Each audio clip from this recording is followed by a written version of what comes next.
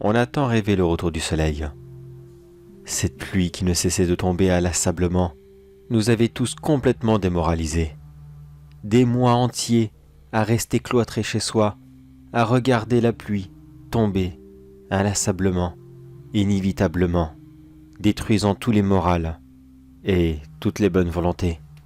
Tous les projets ont été annulés, toutes les sorties des touristes, et encore, ça ce n'était pas le pire. Mais les champs, les récoltes, tout a été détruit. De nombreux chantiers ont été annulés. Des maisons déjà présentes sur place ont dû être reconstruites, ou alors solidifiées pour se préparer à ce nouveau sol. Combien de rues se sont retrouvées inondées? Combien de personnes ont dû être évacuées et ne retourneront jamais chez eux? Mais maintenant, ça y est, tout est terminé. On y a cru pourtant.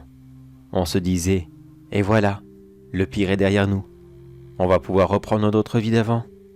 Mais ça non plus, ce n'est même plus possible. Oh non, pas que notre environnement a été terraformé, loin de là. Disons plutôt que cet événement nous a fait découvrir quelque chose qui était là depuis toujours, mais qu'on ne voyait absolument pas. Est-ce qu'on faisait exprès de ne pas le voir? Est-ce qu'on fermait les yeux volontairement? Ou alors, est-ce que cela était trop bien dissimulé?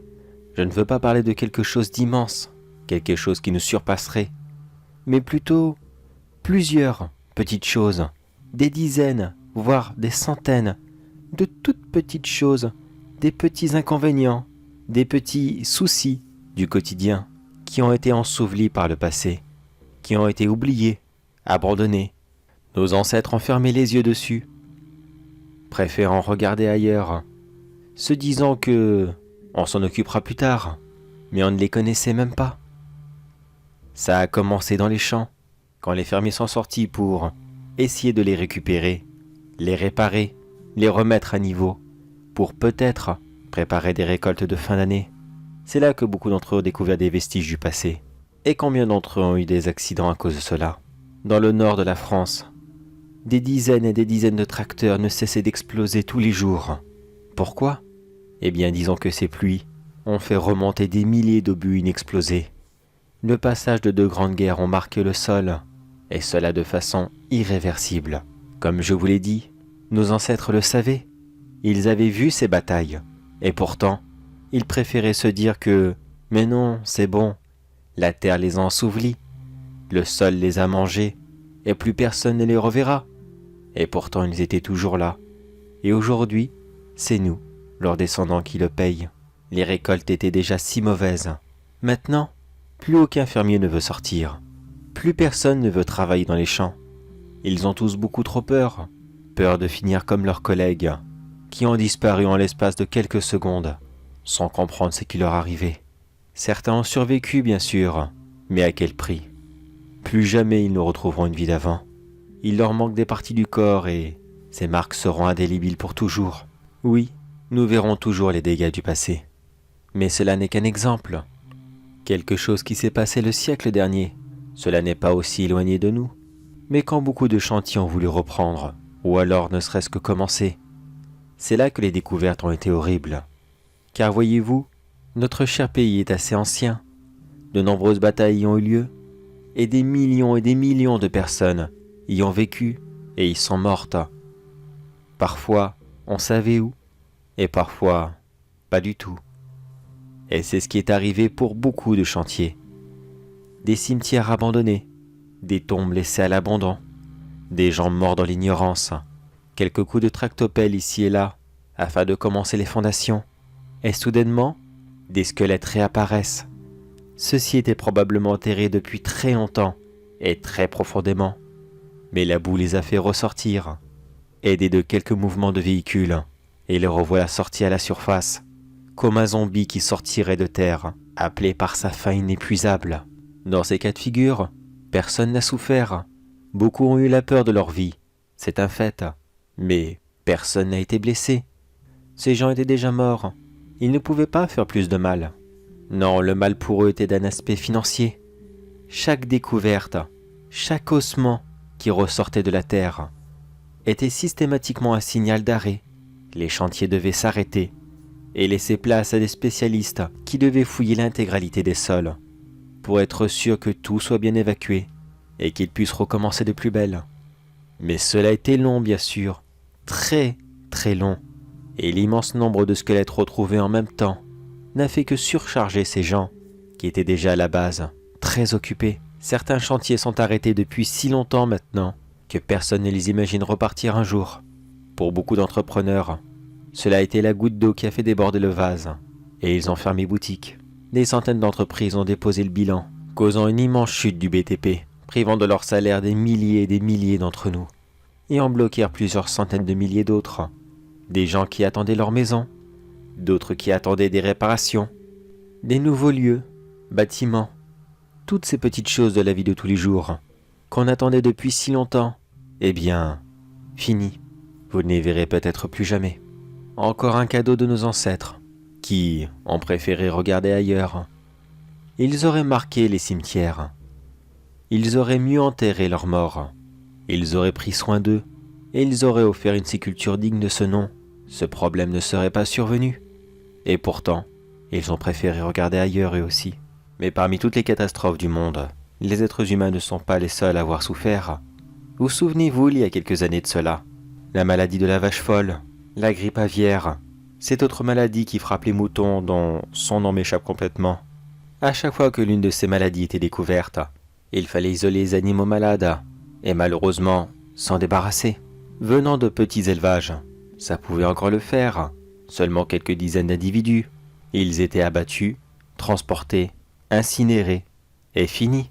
Mais lorsqu'il s'agissait d'immenses élevages, d'immenses troupeaux, comprenant plusieurs centaines d'individus, croyez-vous que cela a toujours été fait dans les règles? Bien sûr que non.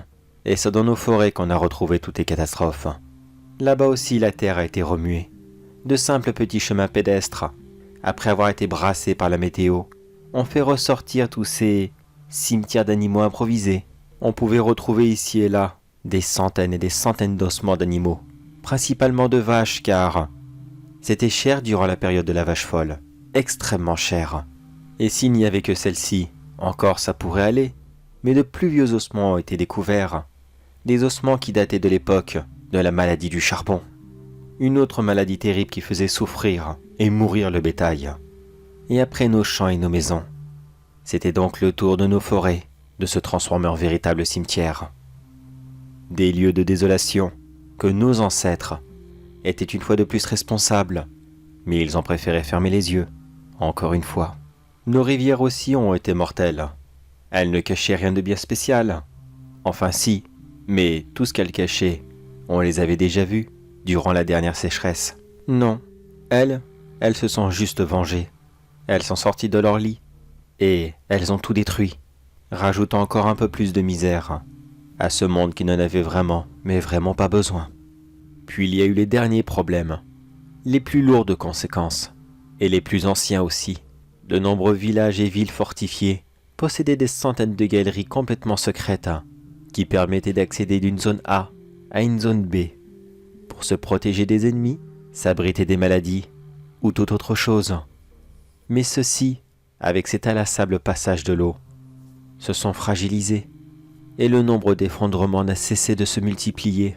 Cela a commencé avec seulement une ou deux par-ci par-là, mais rapidement les unités sont devenues des dizaines, pour au final devenir des centaines.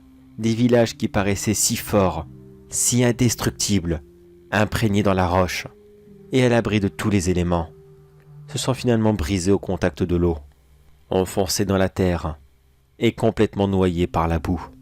Oh oui, on aurait pu les consolider, on aurait pu commencer des travaux, pour être sûr que cela ne tombe pas, prendre soin du patrimoine et des maisons qui se trouvaient par-dessus.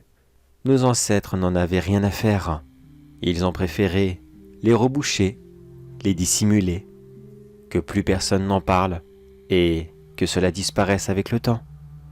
Ils n'avaient jamais disparu. C'était juste comme de la poussière qu'on cache sous le tapis, une imperfection sur un visage qu'on ne cesse de dissimuler sous plusieurs couches de maquillage et qui pourtant est bel et bien là. Les exemples seraient encore très nombreux. Mais je pense que vous avez compris l'essentiel. Nos ancêtres avaient des problèmes. Et ils n'ont rien fait.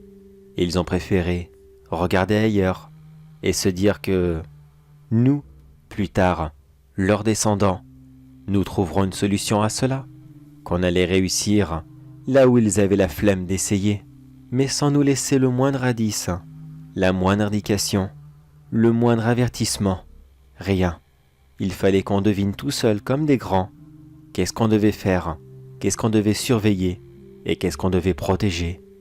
Maintenant, nous n'avons quasiment plus rien. Juste des centaines d'incidents ici et là, causés par toutes les périodes, toutes les générations, avec juste comme seul point commun, cette matière, la boue, et sa couleur, qui reste devant nous, le marron. Uniquement du marron à perte de vue. Les plantes ne poussent plus, les bâtiments ne se posent plus dessus, il n'y a plus rien, à part ce marron. On parle du mois de juin comme de la fête de la musique, mais cette année malheureusement, la seule fête que nous aurons c'est la fête de reconstruction et les centaines de deuils que nous allons devoir supporter. Tous ces gens qui sont morts dans leur maison, tous ceux qui ont vu leur logement s'écrouler, qui ont fini dans la rue et qu'il ne leur reste plus qu'une seule chose, ce paysage, cette couleur et leur tristesse sans fin.